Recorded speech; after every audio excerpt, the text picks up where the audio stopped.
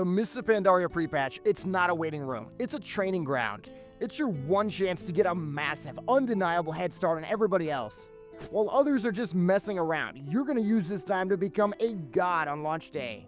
In this video, I'm breaking down your pre-patch battle plan.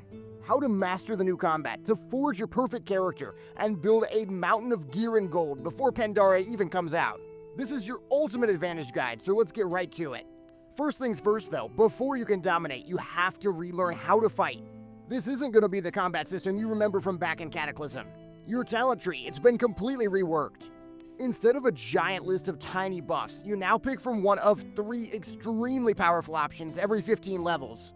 It's all about flexibility though, because in seconds you can swap talents to maximize your AoE for huge gold farming, or to do more single target damage in a raid on a boss fight, or even to get the perfect CC counter for PvP. If you can master this system, you're always going to have the exact right tool for every single job.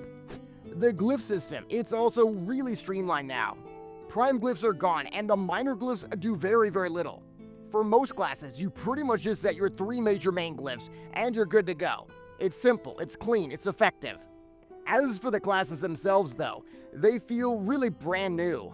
We'll do deep dives later, but here is your pre-patch cheat sheet. Hunters, they're now really unstoppable ranged machines. They have no dead zone and they do insane damage. Warriors, they can use any ability in any stance. They have incredible mobility. It's the smoothest they've ever felt.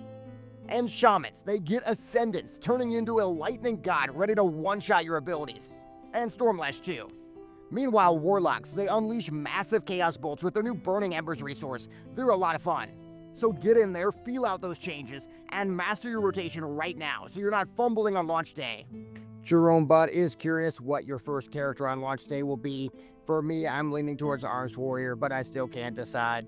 So with the combat mastered, it's time to build your launch day hero.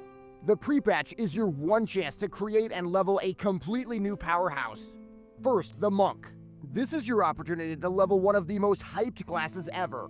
Windwalkers, they're like rogues on steroids. They flatten people in PvP. And Brewmaster tanks, they feel like they're from WoW 2. The Stagger system, it's some of the most fun I've ever had tanking. Mistweavers as well have been buffed and are now one of the best raid healers and the best arena healers too. If you want to be an extremely sought after tank or DPS or healer, level your Monk right now. And you also have to make a Pandaren too.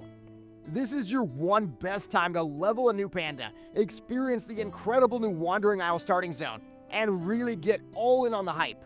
Plus, if you complete the panda starting zone before the end of July, you get a free mount in retail. The real prize though is being ready for launch with a race that gets a lot of very powerful buffs, like the double stats from food buffs, a really big advantage in dungeons and raids. Alright, so you've got your character, you've mastered combat. Now let's get you geared and rich and ready for anything, really. This is where you pull away from the pack for good. Your first objective is to conquer the final Cataclysm dungeons, but don't just go in and randomly start queuing. Manually queue for the End Time dungeon, and if you complete this, you're going to unlock the Well of Eternity. You complete that, and it turns into unlocking the Hour of Twilight dungeon. Why do that? Well, because these 3 dungeons, they have a quest chain that showers you with MoP-ready epic gear. This isn't just about a few extra boss drops. The quests themselves, they reward you with extremely powerful items. It's a guaranteed, easy gear progression path. So once you've conquered those dungeons, your next stop is the Theramore scenario. This isn't just an amazing lore moment, which it is, but it also rewards you with even more epic gear that's nearly as good as Dragon Soul loot. Between the Twilight dungeons and Theramore, you can get a fresh level 85, almost fully equipped with epics in a single afternoon. This is your foundation for power, so don't miss out. JeromeBot here with a friendly reminder that you can actually save Justice and Honor points if you want for MoP gear when the game launches. Having 4,000 Justice points going into MoP is a great way to get 458 item level raid ready gear the second you hit 90. Next, your secret weapon, Pet Battles. Don't sleep on these. They're a gold-making empire and the fastest way to level your ult once MoP launches.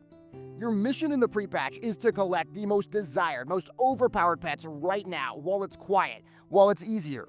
You want to get that Darkmoon Zeppelin pet from the fair. You want to go back to old raids like Blackwing Lair and Karazhan to get pets like the Chrominius pet. And you really want to camp the spawn points for the Omega powerful unborn Valkyrie in Northrend. Having those pets at level 25 as quickly as possible to dominate pet battles, and for the auction house too, it's gonna make you a fortune. Finally, you really want to take advantage of the massive quality of life updates. AoE looting is in, which means your old gold farms are now really supercharged. JeromeBot's favorite farming spots include Botanica, where you can get vendorable items and pull huge on any tanking class. Also the Deep Home Drugs, where you can generate tons of materials with the Potion of Treasure Finding. Even the AFK Wetlands Hyperspawn is way better since you can just AoE loot the mobs instantly. And all those currencies, they've been streamlined too. Valor is now just Justice, Conquest is now Honor, so you can really just go to the vendors and use all your points to buy full sets of extremely powerful gear. Between Theramore and the currency vendors, you can have a fresh level 85 in near raid level epics before you even set foot in Jade Forest. But now for the fun part, because this battle plan, it's not just about preparing for the future. It's also about enjoying the chaotic, temporary power fantasy of the present. It's time for your revenge tour. Remember struggling in Firelands? Or remember wiping on Deathwing and Dragon Soul for hours?